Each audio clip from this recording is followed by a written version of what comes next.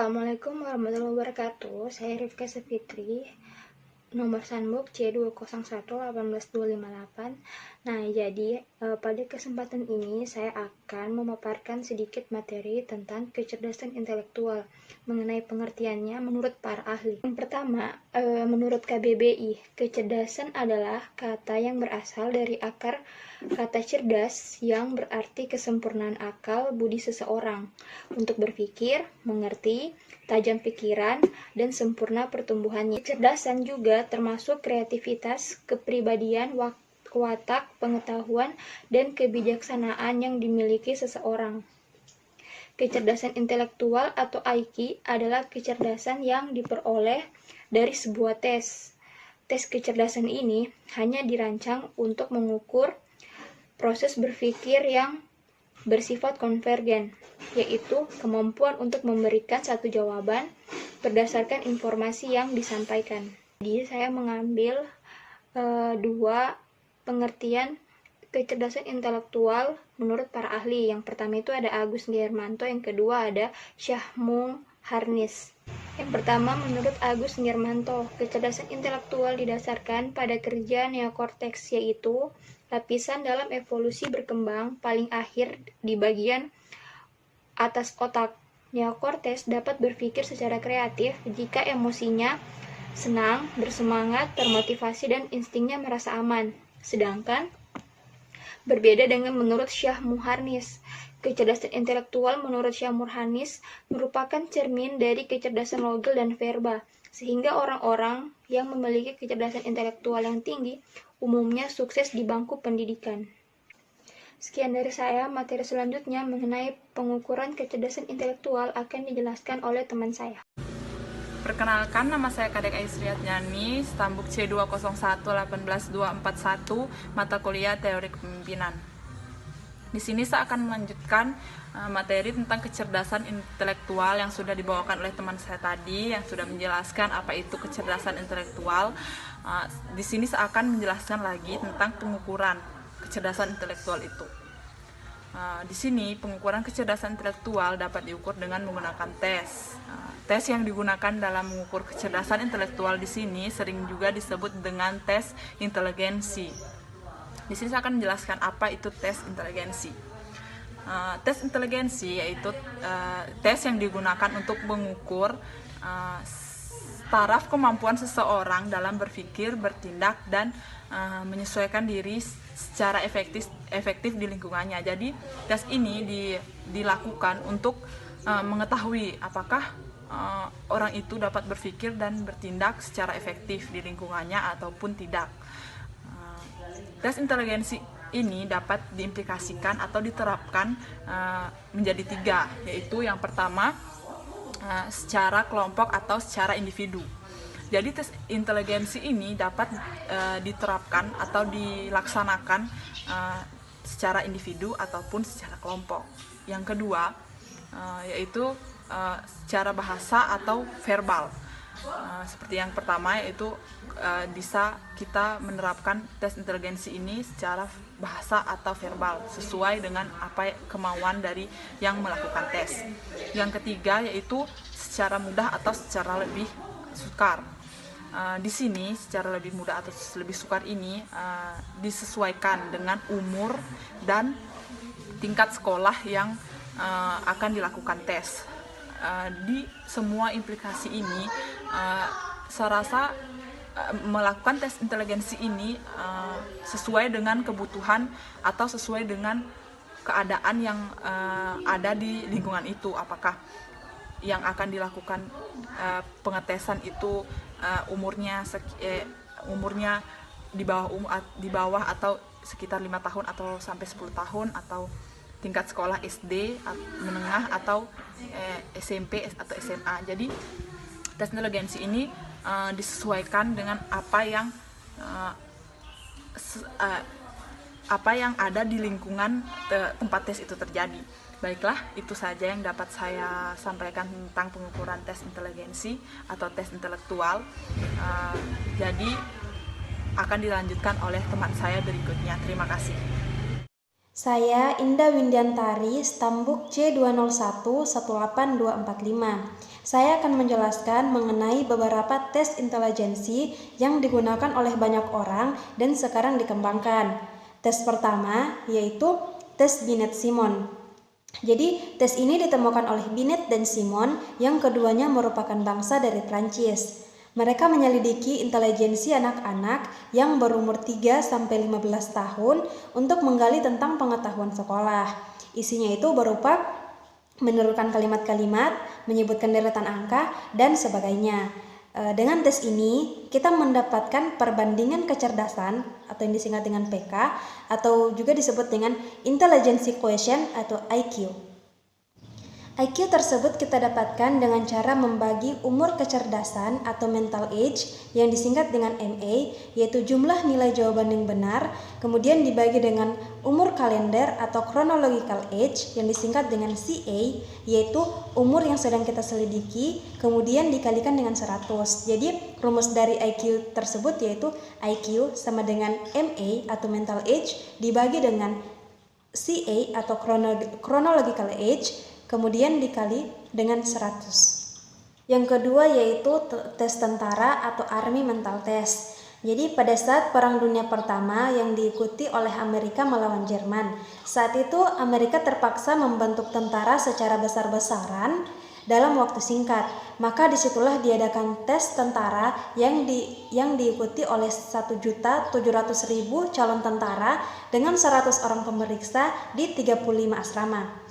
Jadi dalam tes tersebut digunakan psikoteknik, yaitu ilmu yang mempelajari kesanggupan seseorang untuk memegang suatu jabatan yang sesuai dengan kecerdasan masing-masing. Dan karena tes tersebut dilakukan oleh satu negara, maka disebut dengan tes intelijensi nasional. Yang ketiga yaitu mental test. Jadi mental test ini yaitu tes untuk mengetahui segala kemampuan jiwa seseorang, di mana tes ini meliputi fantasi, ingatan, pikiran, kecerdasan, dan perasaan.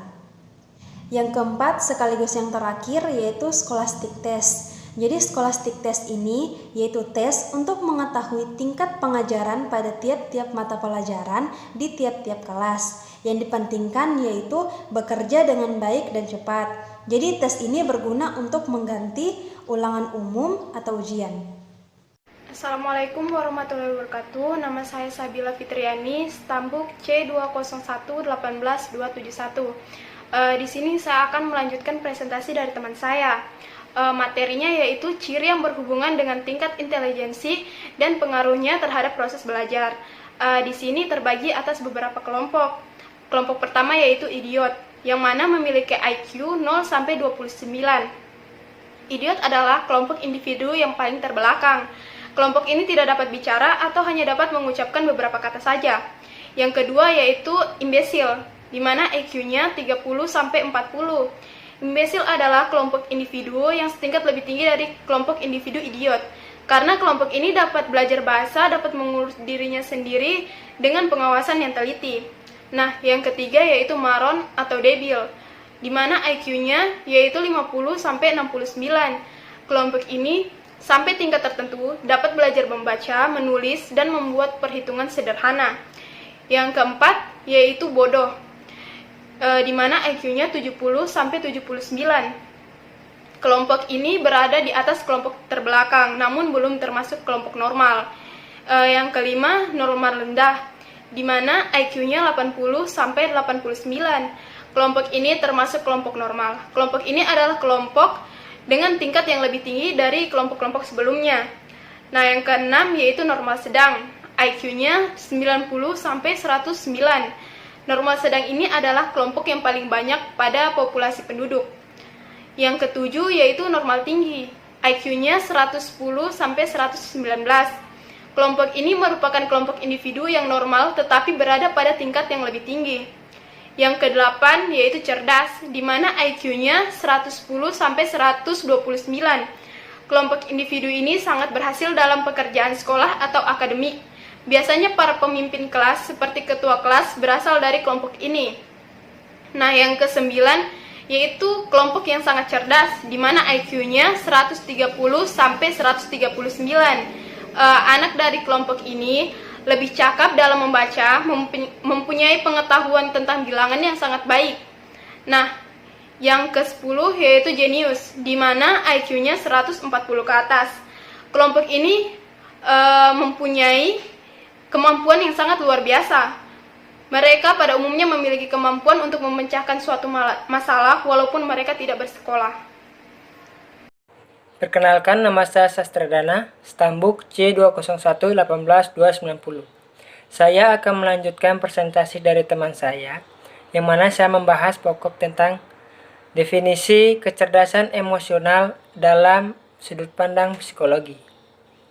Baik, langsung saja yang pertama yaitu pengertian kecerdasan dalam psikologi. Dalam psikologi, pendidikan kecerdasan diartikan sebagai kemampuan dalam menghadapi persoalan. Atau kecerdasan juga dapat didefinisikan sebagai bisa atau tidaknya seseorang mengontrol apa yang ada di dalam pikiran mereka. Berikutnya kita bahas pengertian mengenai emosi. Emosi merupakan frasa yang berasal dari bahasa Latin emovere yang artinya bergerak menjauh. Hal ini menunjukkan dalam emosi ada sebuah kecenderungan dalam mengambil suatu tindakan. Fungsi psikis manusia yang meliputi pemikiran, pemilihan, dan kemampuan merupakan ranah efektif di mana emosi berada. Kemudian kita masuk kepada definisi kecerdasan emosional dalam psikologi. Dalam ilmu psikologi sendiri, kecerdasan emosional masih merupakan pembahasan yang baru.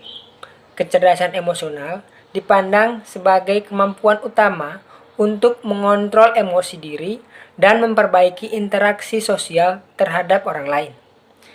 Kecerdasan emosional juga diartikan sebagai kemampuan seorang membawa dirinya secara personal ke arah yang positif. Kecerdasan emosional berbeda dengan kecerdasan intelektual, yang mana kecerdasan emosional merupakan hal yang dipelajari, bukan hal yang didapat. Pembelajaran tentang kecerdasan emosional dapat terjadi dimanapun dan kapanpun dalam kehidupan kita sehari-hari. Perkenalkan, nama saya Zuldayat Al-Hidayah, nomor Stanbook C201-18269. Kali ini saya akan melanjutkan materi dari teman saya, yaitu komponen pada kecerdasan emosional. Komponen kecerdasan pada emosional menurut Coleman, dia menyatakan bahwa yang perlu kita ketahui adalah untuk mengidentifikasi karakteristik kematangan sosial seseorang, ada beberapa komponen yang bisa kita gunakan sebagai parameter utama. Berikut merupakan komponen-komponen tersebut. Yang pertama adalah kesadaran diri, adalah kemampuan mengenali dan memahami suasana hati dan memotivasi diri sendiri, serta dampaknya kepada orang lain. Untuk bisa mencapai ini, kita harus memantau keadaan emosi dari diri sendiri. Yang kedua yaitu pengendalian diri, yaitu kemampuan seseorang untuk bertindak secara tidak gegabah. Komponen ini juga menunjukkan cara kita untuk mengekspresikan diri sendiri secara tepat, sehingga setiap tindakan yang kita ambil itu tidak berdasarkan emosi saja. Selanjutnya yaitu memotivasi diri, adalah kemampuan seseorang yang berkaitan dengan minat belajar dalam rangka melakukan perbaikan diri secara terus-menerus. Misalnya saja inisiatif dan berkomitmen untuk menyelesaikan kewajiban. Yang keempat yaitu empati. Empati adalah kemampuan untuk memahami reaksi emosional, maupun itu emosional sendiri atau emosional orang lain. Hal ini hanya bisa dicapai jika kita sudah mencapai kesadaran diri sendiri. Contohnya yaitu sikap proaktif untuk menginspirasi kebutuhan orang lain. Selanjutnya, yang terakhir yaitu keterampilan sosial. Ialah kemampuan untuk mengidentifikasi kebutuhan sosial dan memenuhi kebutuhan tersebut dengan landasan bersama, mengelola komunikasi, dan membangun jaringan. Sekian dan terima kasih. Assalamualaikum warahmatullahi wabarakatuh. Perkenalkan, nama saya Ayu Aziza, Stambuk C201-18260. Nah, saya akan melanjutkan materi dari teman saya. Di sini saya akan membahas tentang apa saja faktor-faktor yang mempengaruhi kecerdasan emosional. faktor yang pertama yaitu faktor internal atau faktor yang muncul dari dalam diri sendiri. Yang pertama itu ada faktor hereditas atau faktor pembawaan dari lahir atau bakat dari lahir yang maksudnya itu kita dari lahir sudah bisa mengetahui emosional diri kita sendiri, potensi emosional diri kita sendiri. Kita lebih mengetahui bagaimana perasaan kita sendiri dari pengalaman pengalaman hidup kita sendiri. Kemudian yang kedua itu ada faktor agama. Nah, dalam agama tentu saja kita banyak pelajaran tentang kehidupan, segala sesuatu, banyak pelajaran yang kita ambil dari pelajaran agama. Yang ilmu agama situ mengajarkan kita pondasi bagaimana pondasi yang kuat untuk diri seseorang agar jiwanya teguh begitu, jiwanya tidak mudah tergoncang oleh apapun. Kemudian selanjutnya ada faktor eksternal atau faktor dari luar. Nah, yang pertama dari faktor keluarga. Ya, ini sangat berpengaruh karena kita lahir sudah berada dalam lingkungan keluarga. Gitu. Jadi apa saja yang diajarkan oleh orang tua kita, bagaimana cara-cara agar menjadi diri kita yang lebih baik, bagaimana kita mencari jati diri kita, itu semua diajar dari orang tua. Karena dalam keluarga kita bisa memperoleh pelajaran-pelajaran hidup mulai dari awal, dari kita lahir sampai kita dewasa. Kemudian yang kedua itu ada faktor lingkungan sekolah. Nah, seperti yang kita tahu, di sekolah banyak pelajaran-pelajaran dari berbagai aspek, mulai dari bakat, seni, sosial, ilmu pengetahuan alam, dan lain sebagainya. Itu juga membantu kita dalam membangun kecerdasan emosional. Itu salah satu pengaruh dari kecerdasan emosional. Kemudian faktor yang terakhir yaitu lingkungan masyarakat. Nah, ini juga berpengaruh bagi kecerdasan emosional karena lingkungan masyarakat sangatlah luas. Bagaimana situasi berada di lingkungan luar selain keluarga dan sekolah itu menurut saya faktor yang sangat besar gitu. Banyak yang kita tidak tahu di luar sana, tapi bagaimana kita menyikapi dengan kecerdasan emosional. Baik, nama saya Sanas, Tambuk C201-18281. Di sini saya akan melanjutkan materi tentang pengaruh kecerdasan emosional dalam kesuksesan prestasi belajar. Kecerdasan emosional ini menjadi salah satu parameter kesuksesan dalam kehidupan. Mengapa? Karena emosional ini memberikan penjelasan terhadap nilai-nilai yang paling utama dalam kehidupan dan juga memberi kita dorongan dalam menghadapi setiap persoalan. Selanjutnya saya akan menjelaskan tentang kecerdasan entrepreneur. Apa itu kecerdasan entrepreneur? Yaitu kecerdasan wirausaha di mana seseorang wirausahaan yang memiliki kecerdasan yang optimal dan kita dapat memiliki peluang untuk mencapai kesuksesan dalam usaha dalam bentuk sosial, finansial, emosi, dan lain-lain. Dan kecerdasan entrepreneur ini memiliki beberapa aspek. Yang pertama, kecerdasan linguistik. Kecerdasan linguistik ini menunjukkan bahwa seseorang yang memiliki keahlian entrepreneur memiliki kemampuan berbahasa, baik itu bahasa formal ataupun tidak formal. Kecerdasan interpersonal yaitu kecerdasan bagaimana cara interaksi yang digunakan untuk memahami apa maksud dari orang lain. Jadi kecerdasan ini memiliki hubungan atau kaitan dengan kecerdasan linguistik. Selanjutnya, kecerdasan kinestetik yaitu merupakan kemampuan untuk mengubah ataupun memanipulasi sesuatu agar memiliki nilai yang tinggi, yaitu kecerdasan matematis dan logis, yaitu kecerdasan ini di tahap kemampuan dalam menghitung ataupun berpikir secara logis. Kecerdasan natural, yaitu kecerdasan ini pada umumnya mampu membedakan mana yang baik ataupun yang buruk. Kecerdasan musikal, yaitu kecerdasan yang mampu berbicara dengan tipe yang menarik, seperti gerak tubuh ataupun nada bicaranya. Hal ini yang mampu menarik minat pelanggan akan suatu objek. Assalamualaikum warahmatullahi wabarakatuh. Perkenalkan, nama saya Rizky Mulautami, stambuk C201184242. Di sini saya akan membahas materi selanjutnya mengenai ciri-ciri pemimpin dalam wirausaha. Adapun ciri-ciri pemimpin terbaik dalam wirausaha dapat dilihat berdasarkan hasil penelitian terhadap 50 orang pemimpin bisnis terbaik di Amerika Serikat yang dilakukan oleh institusi riset survei independen yang terbesar di Amerika Serikat, The Gallup International, di mana terdiri dari demonstrate visionary and strategic skill. Seorang pemimpin perlu memiliki kemampuan untuk melihat visi masa depan, dapat menyusun strategi yang baik, dan lain sebagainya. Kemudian yang kedua adalah ability to overcome challenge, yaitu seorang pemimpin perlu memiliki kemampuan dalam menghadapi tantangan dalam masa kepemimpinannya. Dan yang ketiga ada vision, yaitu jika seorang pemimpin sudah memiliki tujuan dan misi yang jelas, maka ia akan memiliki kecintaan pada apa yang ia tekuni dan kepedulian kepada orang lain. Yang keempat ada creativity and innovation. Seorang pemimpin memberikan solusi atau ide kreatif dalam mewujudkan sebuah tujuan yang akan dicapai bersama dengan bawahannya. Yang kelima ada intelligence and clarity of thinking.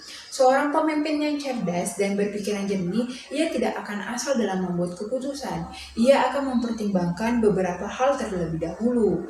Yang keenam ada great communication skill and excellent people skill, yaitu kemampuan dalam berkomunikasi dan berhubungan dengan orang lain. Jika komunikasinya baik dengan orang lain, maka ia akan memiliki hubungan yang baik pula. Dan yang ketujuh ada high energy level. Seorang pemimpin perlu memiliki stamina dan kebugaran fisik karena sebelum mendisiplinkan bawahannya, ia harus mendisiplinkan diri ia sendiri, terutama dalam hal kesehatan. Yang kedelapan yaitu demonstrate consistent strength of character. Seorang pemimpin perlu memiliki karakter yang kokoh. Dan yang kesembilan ada humble and inner peace. Seorang pemimpin yang humble pasti memikirkan orang lain, dan seorang pemimpin yang tenang berarti ia tidak langsung emosi dalam menghadapi sebuah tekanan. Kemudian yang ke-10 adalah positive attitude. Seorang pemimpin yang memiliki sikap positif, maka ia akan mempengaruhi bawahannya sehingga bawahannya pula akan bersikap positif. Kemudian yang ke-11 yaitu fokus on doing the right things right, yaitu keseimbangan antara kemampuan manajerial dan kepemimpinan. Seorang pemimpin harus memulai bekerja dengan menentukan hal yang dinilai paling benar terlebih dahulu. Selanjutnya, ia melakukan hal tersebut dengan benar pula. Perkenalkan, nama saya Nur Afni, stambuk C201-18293. Di sini saya akan melanjutkan materi terakhir, yaitu kecerdasan adversitas atau ketahanan. Nah, menurut Kamus Besar Bahasa Inggris, kata adversitas berasal dari kata adversity, yaitu kemalangan atau kesengsaraan. Nah, sedangkan intelligence sendiri artinya kecerdasan. Kecerdasan adversitas ini merupakan kecerdasan yang dimiliki seseorang ketika menghadapi suatu permasalahan. Nah, atau bisa dikatakan merupakan kecerdasan daya juang seseorang, atau juga merupakan suatu kemampuan untuk dapat bertahan dalam menghadapi segala permasalahan atau kesulitan hidup. Nah, menurut Paul G. Stolz, kecerdasan adversitas atau adversity intelligence merupakan suatu konsep mengenai kualitas pribadi yang dimiliki seseorang untuk menghadapi berbagai kesulitan dan dalam usaha untuk mencapai kesuksesan di bidang hidupnya. Kecerdasan adversitas terdiri dari 4 dimensi yang lebih dikenal dengan CO2RE atau Control, Origin, Ownership, Reach, and Endurance. Yang pertama kontrol atau kendali. Dimensi ini berkaitan dengan sejauh mana individu memiliki kemampuan untuk mengendalikan diri ketika menghadapi sebuah kesulitan. Nah, individu yang memiliki kecerdasan adversitas yang tinggi akan cenderung mampu melakukan pengendalian kuat terhadap peristiwa buruk. Nah, dan juga mampu bertahan dalam situasi yang sulit, memiliki tekad yang kuat dan tidak mudah menyerah, serta akan membawa pengaruh positif terhadap tindakan dan pikiran saat mengalami situasi yang sulit. Selanjutnya akan dilanjutkan oleh teman saya, yaitu Arilinda. Selanjutnya saya akan menjelaskan materi dari asal-usul dan pengakuan atau origin dan ownership. Dimensi ini mempertanyakan dua hal, yaitu siapa atau apa yang menjadi penyebab timbulnya kesulitan atau origin, dan sejauh mana individu dapat mengakui akibat dari kesulitan tersebut atau ownership. Dalam hal ini origin berkaitan dengan penyesalan dan menyalahkan diri sendiri. Semakin rendah kecerdasan adversitas pada dimensi origin, maka semakin besar pula kecenderungan individu untuk menyalahkan diri sendiri secara berlebihan. Selanjutnya ada jangkauan atau range, di mana dimensi ini merupakan bagian yang mengajukan pertanyaan sejauh mana kesulitan yang dihadapi akan menjangkau atau mempengaruhi bagian-bagian lain dari kehidupan individu, seperti hambatan akibat panik, hambatan akibat malas, dan sebagainya. Kemudian ada daya tahan atau endurance, di mana dimensi keempat ini diartikan sebagai ketahanan, yaitu dimensi yang mempertanyakan dua hal yang berkaitan dengan berapa lama penyebab kesulitan itu akan terus berlangsung, dan tanggapan individu terhadap waktu dalam menyelesaikan masalah. Seorang individu yang memiliki kecerdasan adversitas tinggi memiliki kemampuan yang baik untuk tetap memiliki keharapan dan optimis bahwa kesulitan yang dihadapi tidak akan berlangsung lama dan bersifat sementara. Sedangkan individu yang memiliki daya tahan atau kecerdasan adversitas rendah akan cenderung menganggap kesulitan yang datang merupakan kesulitan yang abadi dan tidak pernah terselesaikan. Bismillahirrahmanirrahim. Assalamualaikum warahmatullahi wabarakatuh. Perkenalkan, nama saya Azlia, stambuk C20118599. Di sini saya akan melanjutkan kembali materi yang telah dijelaskan oleh teman saya tadi mengenai kecerdasan adversitas. Saya akan menjelaskan bagaimana cara mengembangkan kecerdasan adversitas tersebut. Seperti yang kita ketahui bersama bahwa setiap individu tentunya memiliki tingkat kecerdasan adversitas yang berbeda-beda.